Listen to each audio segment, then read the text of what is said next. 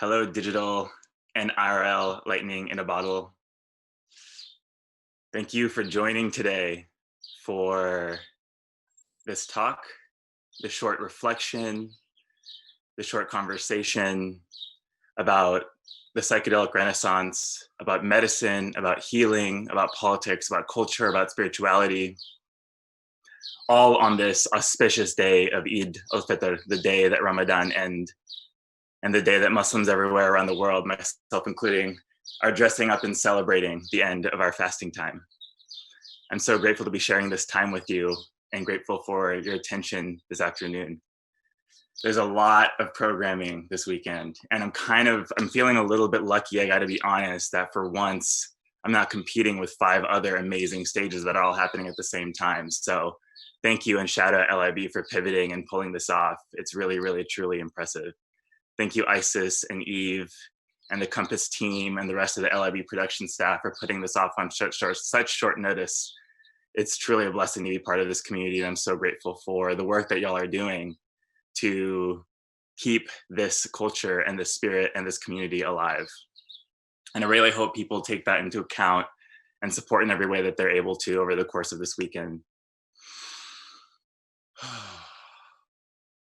Before jumping in, I would love to invite you all, every listener and viewer all over the world, wherever you are, to take a moment to just check in with yourself.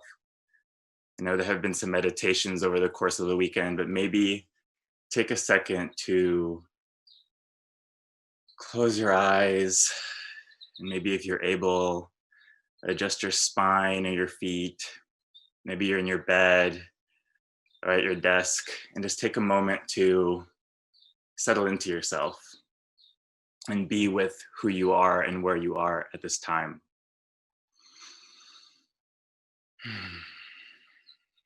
Take a moment to feel all of the people, the places, the resources, the love, the challenge, the oppression, the liberation that has allowed you to be here now and be where you are now.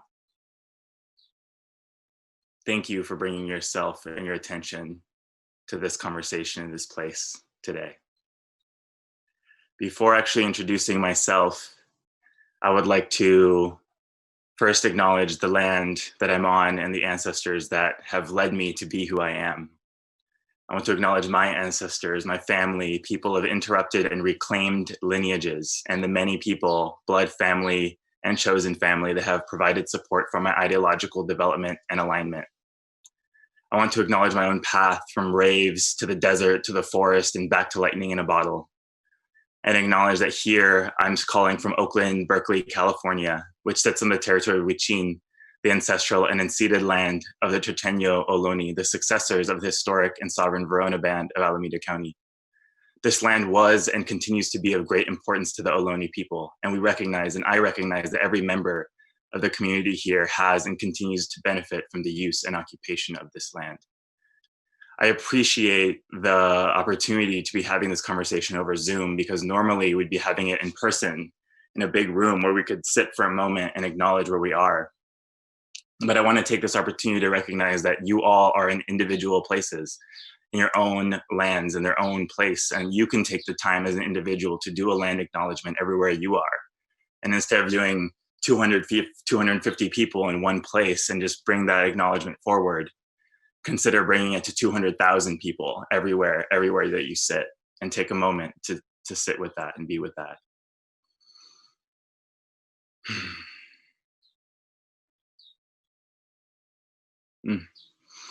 My name is Ismail Lodido Ali. I also go by Izzy, and I work right now as the Policy and Advocacy and Jedi Council for the Multidisciplinary Association for Psychedelic Studies, or MAPS, a nonprofit organization that's been dedicated to creating legal, safe access to psychedelic substances in medicine and beyond for over 30 years.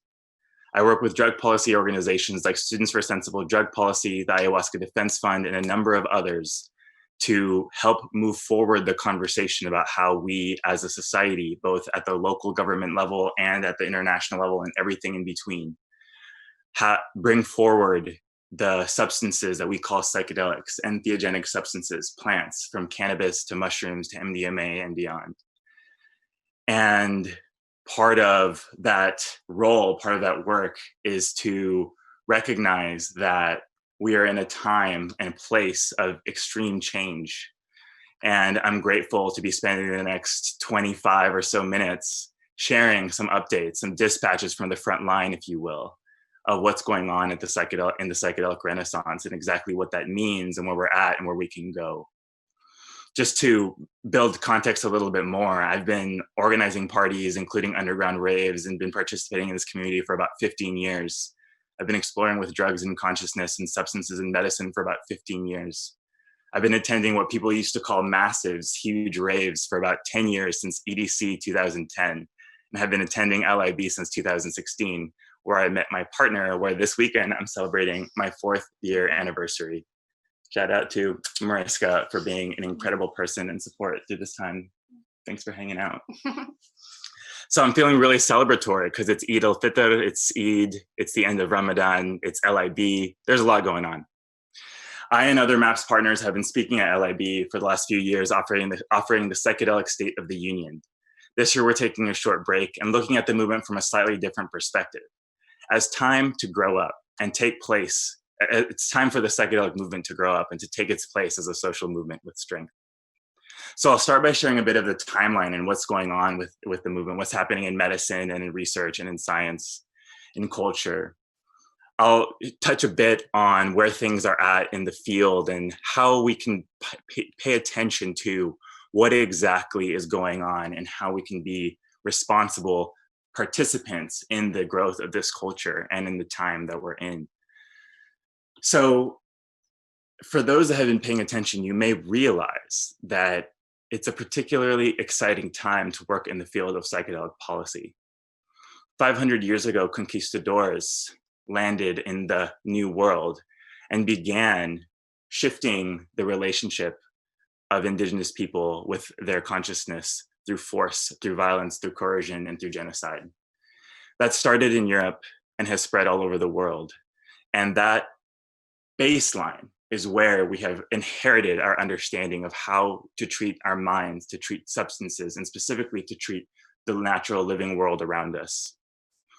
So the fact that that particular paradigm evolved into what we now know as the modern war on drugs, starting first with the years leading up to the Controlled Substances Act of 1970, and the increase in policing and incarceration in the United States and around the world over the course of the 1900s, culminating in the last 30, 40 years of a constant oppressive, violent force that controls people through consciousness and does so in a way that is racist, that is oppressive, that is harmful for poor people, for dark people, for people who are not of the mainstream, and even of those that are. So it's no surprise that although for most of human history, people have engaged and traded and supported one another with their relationship with the natural world, with substances, with plants, with medicine, we are now in a time where after years and years of repression and violence and pain, there has been a shift in consciousness and a shift in understanding of exactly what these substances can do and what it means to be in relation to and in right relation to our minds and our spirits and our bodies and our communities.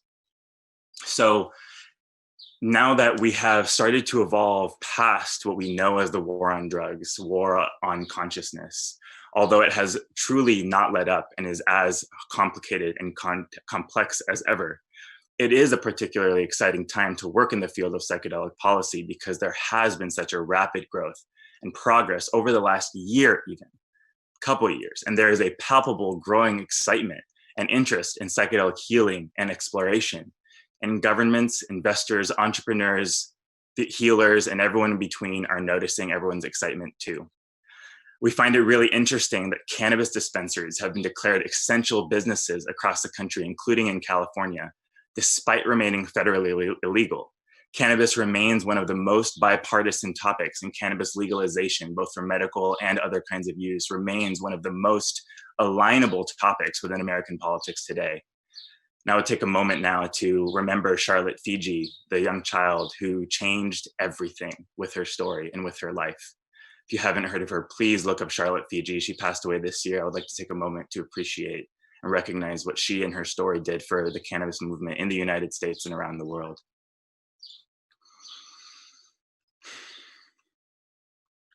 In the meantime, ketamine-assisted psychedelic therapy, which is legal, is being administered via Zoom, not unlike this conversation, although it may or may not be happening at this exact moment, thanks to new policies created in response to the pandemic. The mainstream is getting increasingly comfortable with the idea that cannabis, psychedelics, and alternative or innovative medicine that for most of history was more traditional than what we now know as apparently traditional medicine, are not only here to stay, but might actually be worth exploring and better understanding in the full context of the reality that we live in today. I'm grateful that this openness is coinciding with a time that our world desperately needs new tools to support the mass mental health repercussions, including the ongoing trauma of COVID-19. This particular time of this virus and of this change in consciousness in society is more than just an awareness of how we are suddenly more vulnerable to the unseen, tiny power of biological nature, but also exactly how social consciousness and how the response of governments and people around the world has just as much of an impact on humans and on our lives and on our communities as the virus itself. It's true that we are recognizing not just our vulnerability in that respect, but we're also recognizing how mental health and psychological safety, comfort, and health is truly something that is no longer able to be pushed to the corners, to the margins, and something that needs to be prioritized and recognized as something that our society should not just recognize as being important, but also maybe pay for and take care of and recognize and acknowledge as a critical factor in our evolution and in our ability to expand beyond the ways of living we have been for so many years before this time.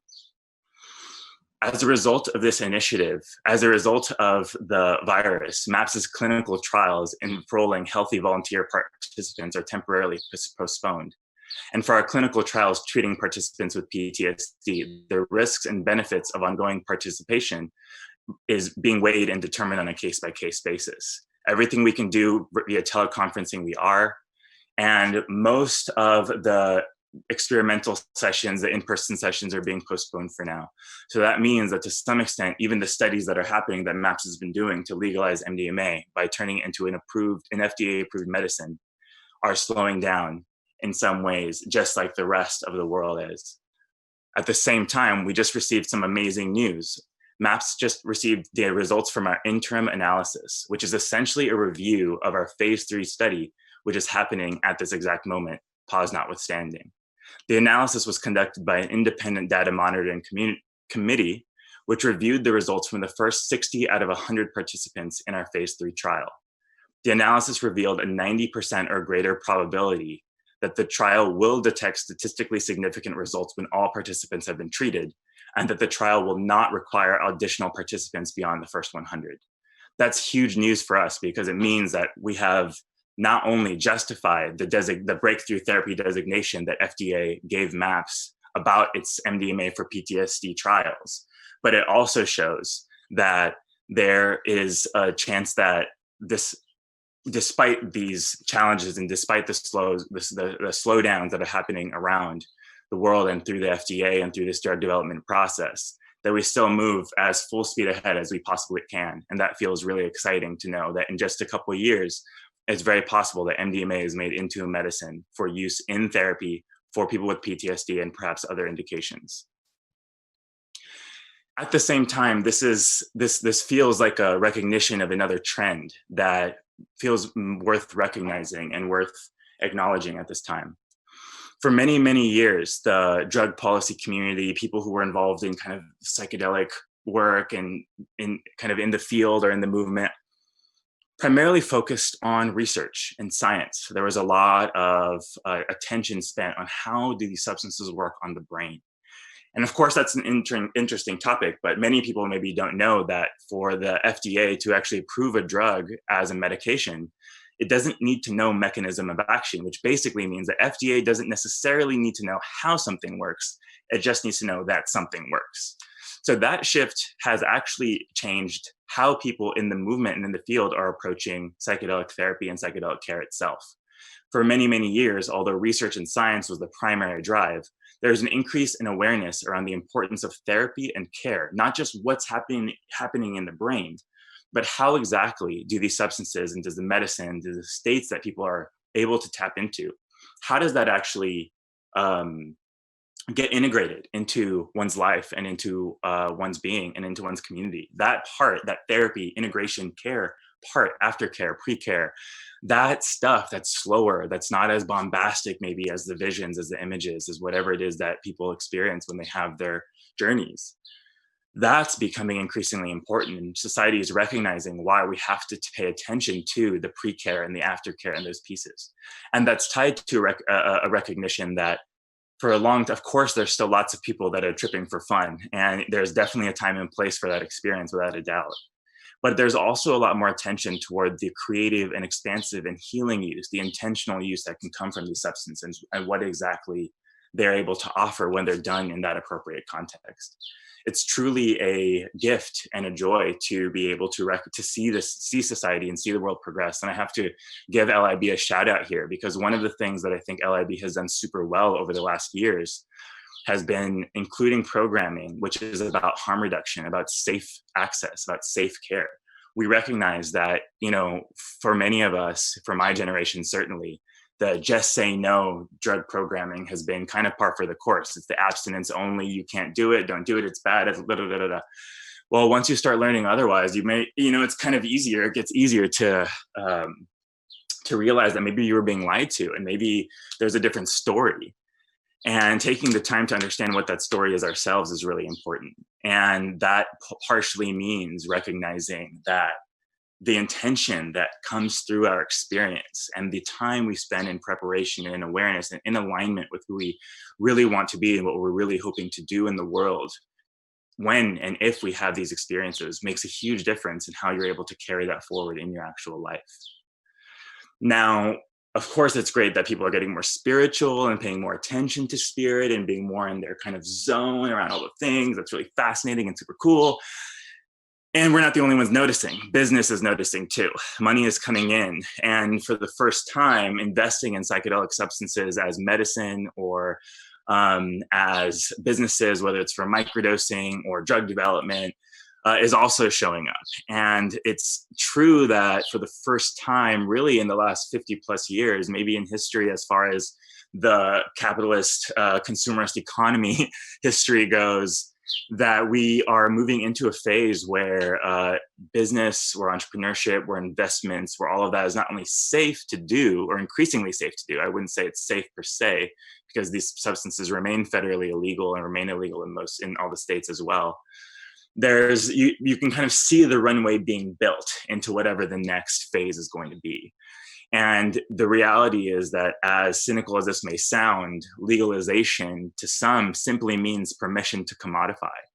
And the fact that, legal access means that people can include these substances in markets means that there's money coming in. There's people from the traditional economies, whatever you want to call that, the more kind of superstructured capitalist economies entering the space and paying more attention to what the trends could be. And on some levels, this is certainly seen as a positive, because it shows that there's less risk and there's a place for these forms, these containers, these company containers, these organizational containers to be moving this forward.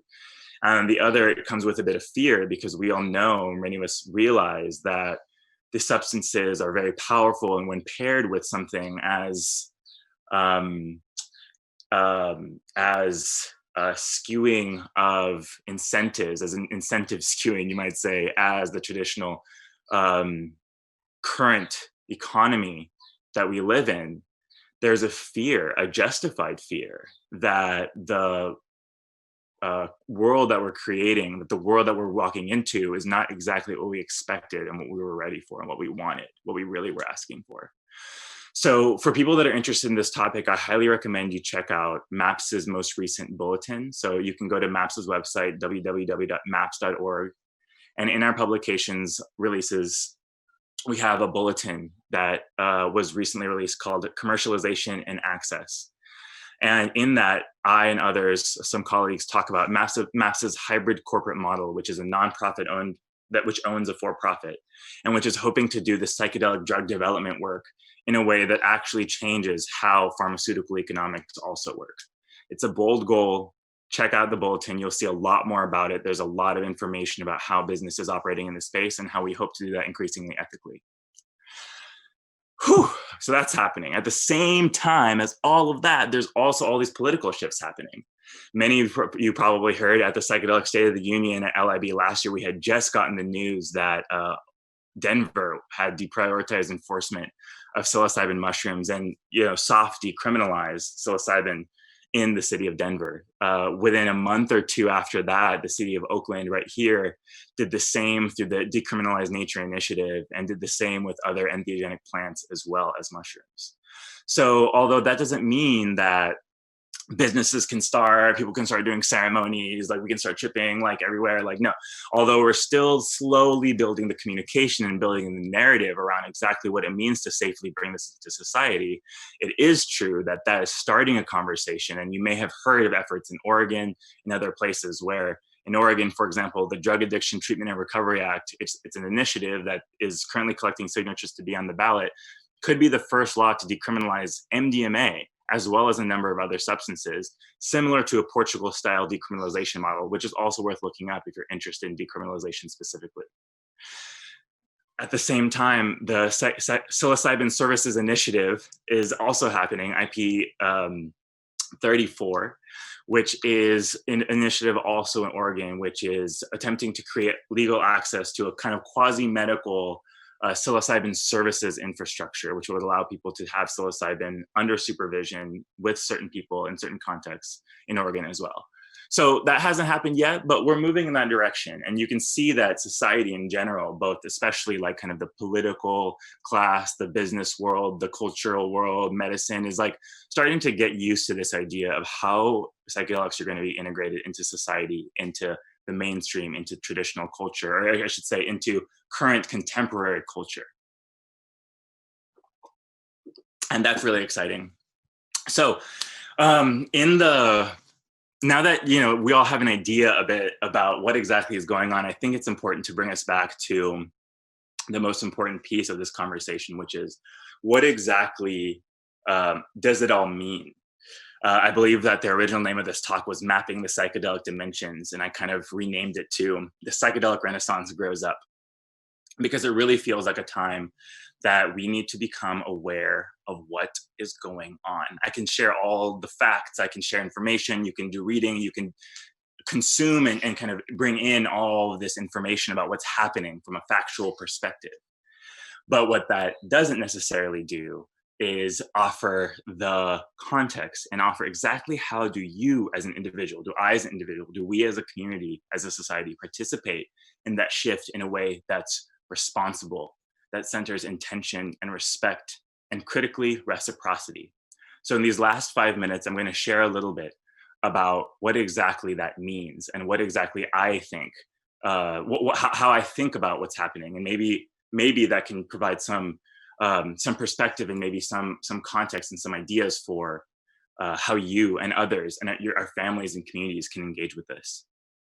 So growing up means recognizing the impact of our actions. It isn't just about you anymore. There's a point in every child's life where they have that light bulb go up over their head, where they realize that everything that they do has an effect. Everything that they experience, that they share, has an effect. Everything that they say, that they show, has an effect. And we, as a movement that is growing up into this new social context, it is critical for us to recognize what it means for us to grow up. And I want to be very specific. I'm talking especially to those of us who grew up and are participating in this movement from the global north, from the United States, from Europe, from wealthy countries, from wealthy backgrounds, from more privileged positionalities in the world. Those of us, people who come from more security, we too cannot put our behavior in a bubble that only affects us. This is true even for tripping. The global north and all of us, each of us having these experiences impacts the rest of the world. Many of you, and especially the LIB crowd, I would say, may be familiar with how festivals and alternative culture has started to get more wise to the context within which this is happening. Many of you are familiar with the concept of appropriation. I know LIB, for example, banned Native American headdresses years and years ago. And I recognize that this conversation has developed quite a bit in society, and I'm grateful for that because it has brought more nuance and more options and more perspective to how we can be respectful in this place and time, given the cross-pollination of culture and the constant, ever-present onslaught of input of every kind. It's hard. It can be really challenging to understand how to show up responsibly and mindfully. There are few better examples than all of the fighting going around e-commerce and Amazon and how we actually treat our workers, and how we treat delivery drivers, and how we treat labor. There are few things changing as much as how exactly we as a society actually organize power. And I recognize that that's a big part of this conversation too, because it does have to do with power. If you have an interest in this topic, check out the talk, Do the Right Thing, at Boom Festival 2018. It was myself and my friend Lorna Lee who talk extensively. We have an hour-long talk about appropriation and that specific topic. To kind of give a little bit more pieces to it, try to spend time thinking about how set and setting goes beyond the basics. It's important to think about the larger historical set and the truth of that setting. Remember that earlier land acknowledgement that you did? Consider doing that every time that you have a journey, that you actually engage with this work. Study the history and context of the psychedelic past, both Western and indigenous. Don't just be a faceless consumer. COVID is changing how we think about consumption. Think about that as an opportunity. This does not only have to include things you buy on Amazon, because remember that the substances you take may impact the actual Amazon. I'll end by saying one last thing about reciprocity, which I feel really inspired by. I saw Leila Salazar from Amazon Watch speak on the LIB programming on Friday, which is really stellar. And one of the things that we've been talking about in the psychedelic community is this idea of reciprocity, of equal exchange, what it means to be reciprocal when exchanging things. Now, colonization kind of effed up the power dynamic. So we tend to think here in the West that reciprocity is a money thing, like payment, transactional, cool. But the reality is that reciprocity needs to be beyond material. Even approaching the perspective from a purely financial perspective forces the conversation to happen on Western and colonial terms. So equal exchange is complicated by the calculus of reality. Remember that this is not just about plants. This is not just about substances. This is about land. Remember what Layla was saying, that there is still current impact of colonization on places like the Amazon. This is not meant to make you feel shame or bad. This is not meant to make you feel guilt, because we live in a structure, in a society where doing no harm is impossible, and the best we can do is do less harm. But paying attention of how we can do the less harm, how to protect the protectors, how to defend the defenders on the front lines and on COVID-19 is critical to that.